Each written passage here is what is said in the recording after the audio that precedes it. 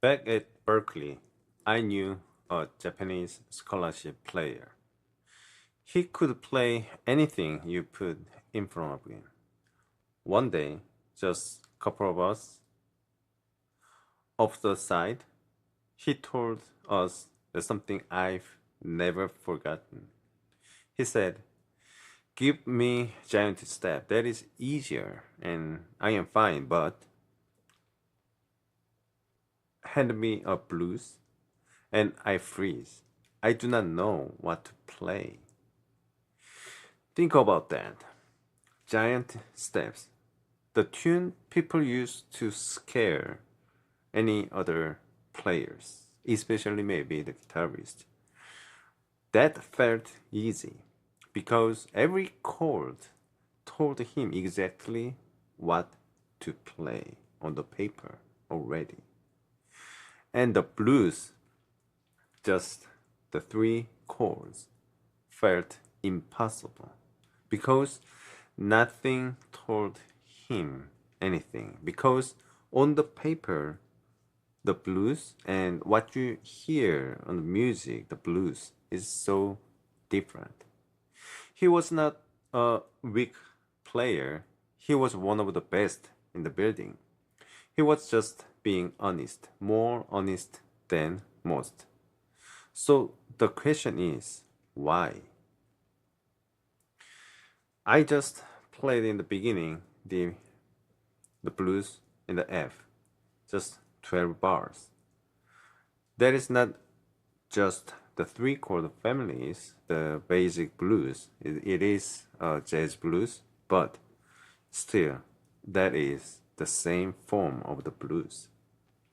And it is exactly where the chord-scale curriculum runs out. I'm Junwon Choi. I went to Berklee as well, and I got lucky. My first semester, I found Richie Hart. He taught me the one thing the curriculum skips: how to hear, how to use your ear in this music and on the guitar. And what I do on this channel is pass down that apprenticeship. So today, three things I will cover. One, why the better trained you are in chord scales, the more likely you are to freeze on a blues. Three chords all dominant, so the theory gives you the same answer in every bar. It cannot tell you why bar number 4 feels different. The curriculum hands you data. The blues does not ask for data. 2. That thing the scale cannot see, it is the force I showed you the last video. Dominant function, the pull. If you missed it, I will put the link below or I will put the card up there so you can watch it. But you don't need to watch it right now. You can always go back, or if you wanted to see it, go watch it and you can come back here. But today, I show you where it hides the dominant function in the blues. And in the standard, the chords tell you the truth, or the melody, or where it breathed. But in the blues, every chord wears the same shape, the dominant chord, and the shape line. I will take you to the exact spot, bar 4 into the bar 5. 3. Then I will prove it is real. Wes Montgomery on No Blues, George Benson on Billie's Bounce. Bar number 4 of each solo, a generation apart, same move, same resolution. Once you hear what they were both hearing, the blues stops being a detour. It becomes the doorway. Stay with me for the next 10 to 15 minutes and you will hear it for yourself. So, why the scholarship student said that he was so good at the scale on the guitar.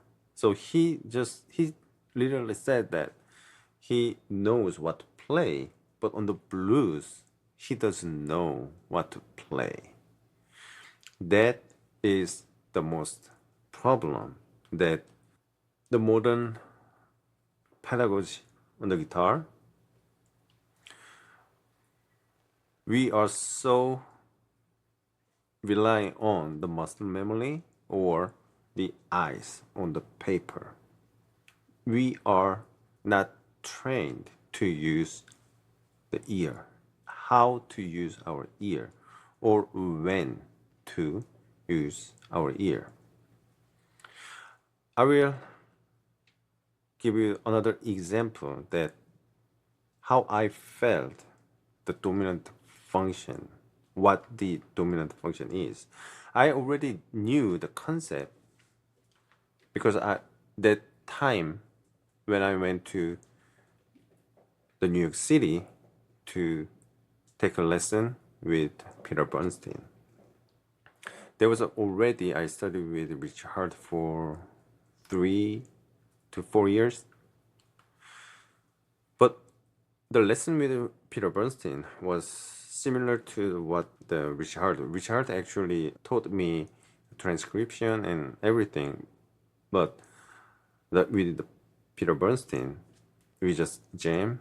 He is making some comment and suggestion, and I listen and I try to do something he's talking about, and I'll move on to the next tune. We jam it. And one time I played I Should Care with Peter Bernstein. And at one moment when I was comping for him, it sounds so out. I mean, I know what to prepare, and I know like chord melody and the comping. Yeah, I knew everything. But at that moment that I never heard during the song, when I was playing, I never thought that exists. But at some moment, Peter Bernstein is just playing. So I was freeze at the moment, like I couldn't breathe because. And then when he resolved to the where I comfortable, I could come back and I could come for him. And then I didn't know what I listened, what I heard. I just froze and play again. But Peter Bernstein, he noticed that. And he said, "You heard it." Yes, I heard it, but I didn't know what it was. But my ear recognized it. So, what that is, there is a moment, there is always a moment, but our ears are not trained yet for recognize that moment to like how to react. You know what I mean? So he noticed and he explains it, and that was exactly what I'm going to talk about today, the dominant function. That level of players, like they are the same thing like a blues that I'm going to show you today, not on the paper, but in the music. Once you play long enough that tune, then you will hear it. There is always a moment of dominant function, even though that spot is not dominant chords. Okay, so yeah, but that scholarship player, he did not know, he did not experience, he did not train the ears to hear those moments. But giant step, oh yeah, everything is on the paper, everything you just need to practice your fingering. I don't want to just saying down about the giant step. That is great tunes, rather it is a great practice tune. The idea of giant step really alive in Coltrane's version of Body and Soul and some other 26-2 or like Satellite. All of those are the, what is it? He put the giant steps in to the standard tune and he changed it, right? So those tune, and if you can make that happen in any moment in any standard, that is the goal.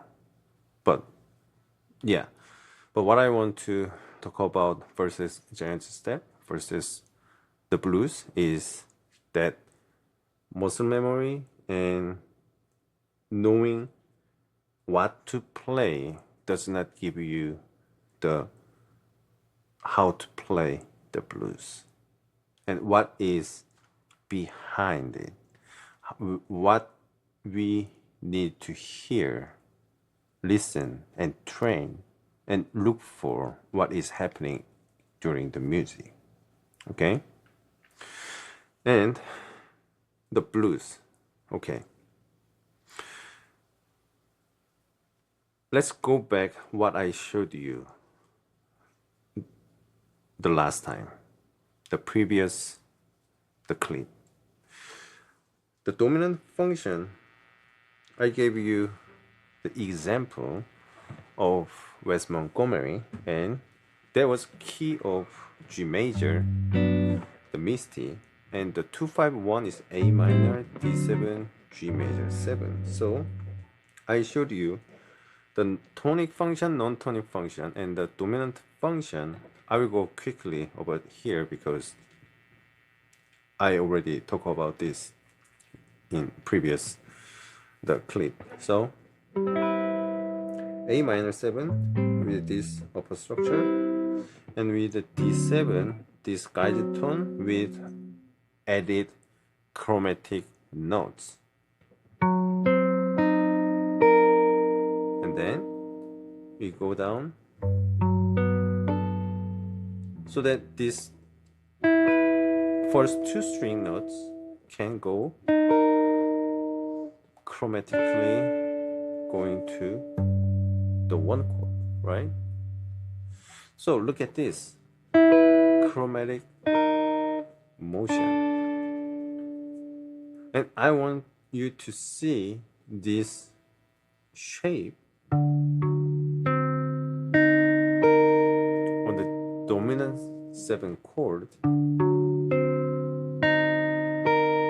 right? This flat 9 and over here, or if we can play the flat 9, we can play the sharp 9.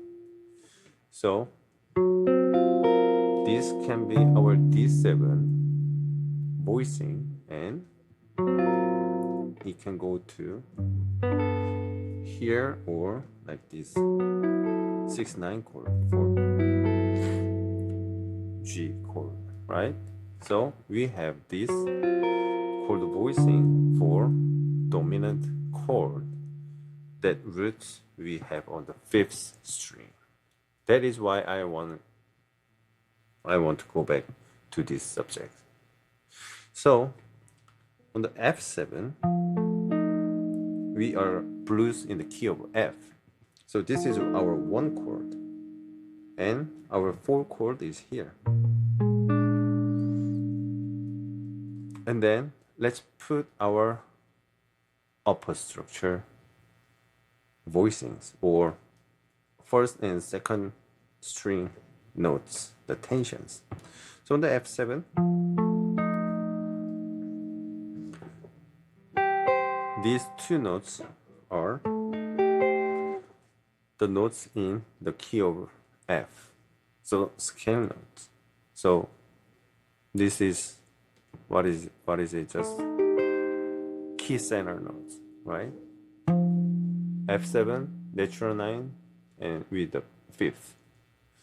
So this is our tonic sound, the one chord sound, and then we have four chord over here. We can just stay in the same tension on the first string and the second string. So this is our one chord, this is our four chord sound, and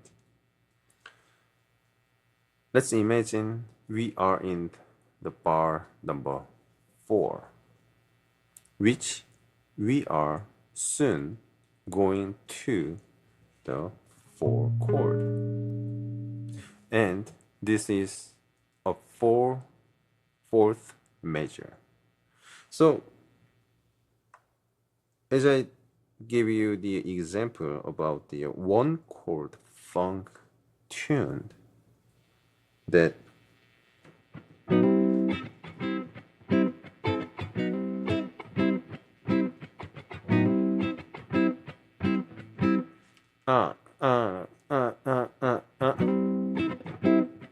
right? The drummer might play some other rhythmic fill on the 4th measure. So once you hear that, what you gonna do? Are you gonna just play, stay over here? Or you can do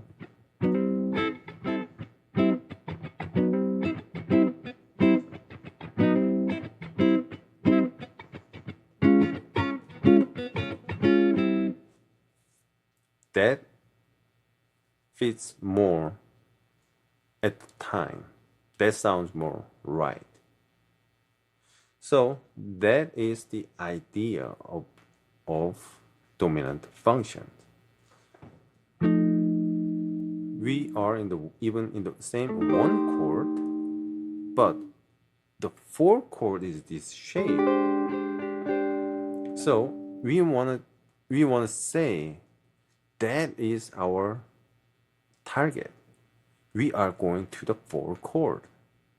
We want to make that sound like our new target. Then what is the best thing you can do is play everything chromatically reserve to that target. So this becomes our sound on bar number 4 on the blues.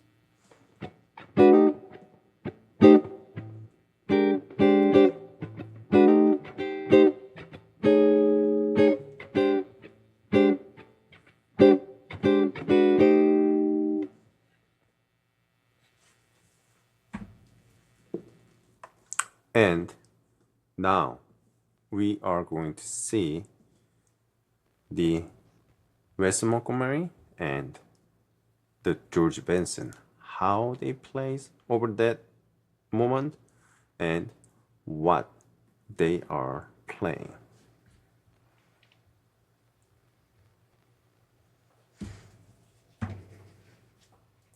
So on top line is Wes, and over here is the Benson. So I'm sorry, it's the other way. This is George Benson, this is Wes Montgomery. And what I really want you to see over here is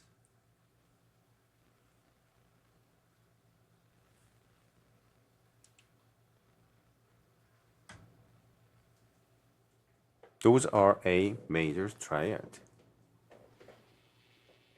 Why they have that A major over there? Remember that I said 2 and 5 is the same sound. So on the B flat, is actually F minor, and the B flat 7 is the same sound. So if we want to make that sound, it is just sus4 sound. That is our Wes line. So this is sus4, this is A flat 7 with a lowered third, right?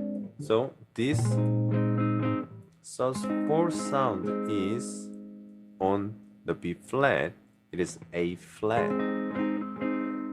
Then what is our dominant function sound to make this A flat like a target? You can just play half a step up and go down.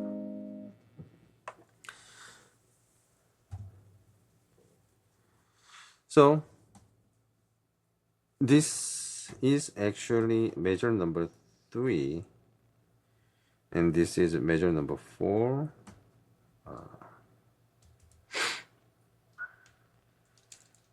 Measure number 3, 4, and the 5. Same thing over here. Measure number 3, 4, and the 5.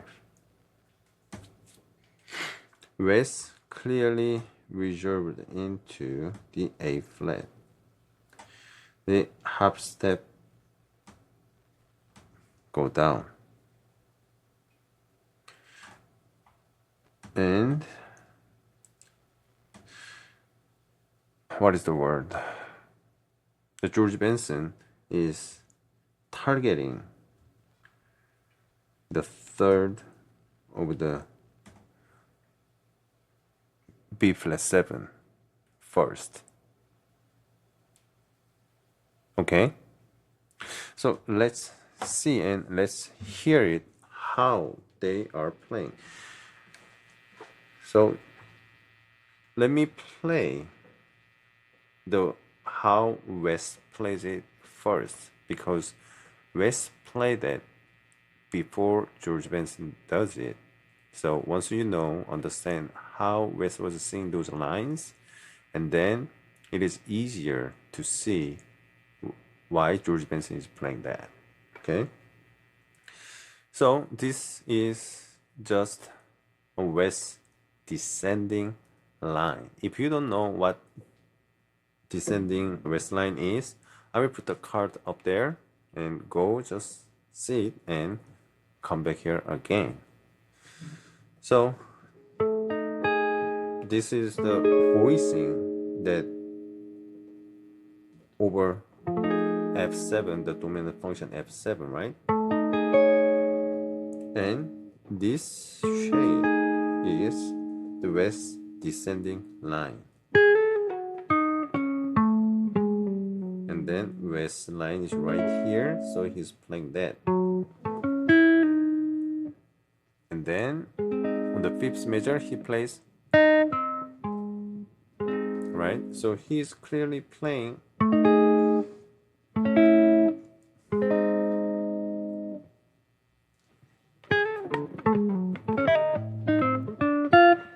that is the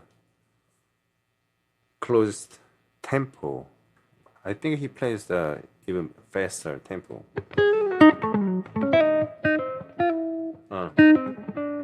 Yeah, something like that. So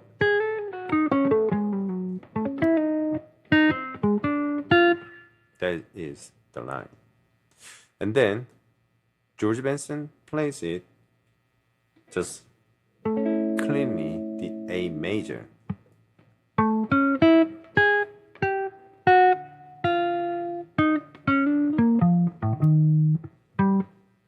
Right?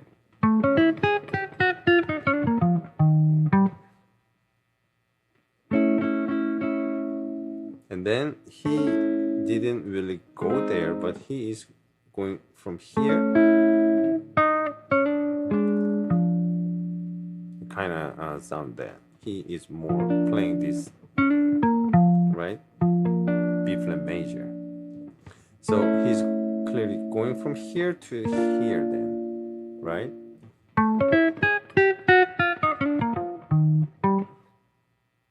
while Wes was clearly just singing, right?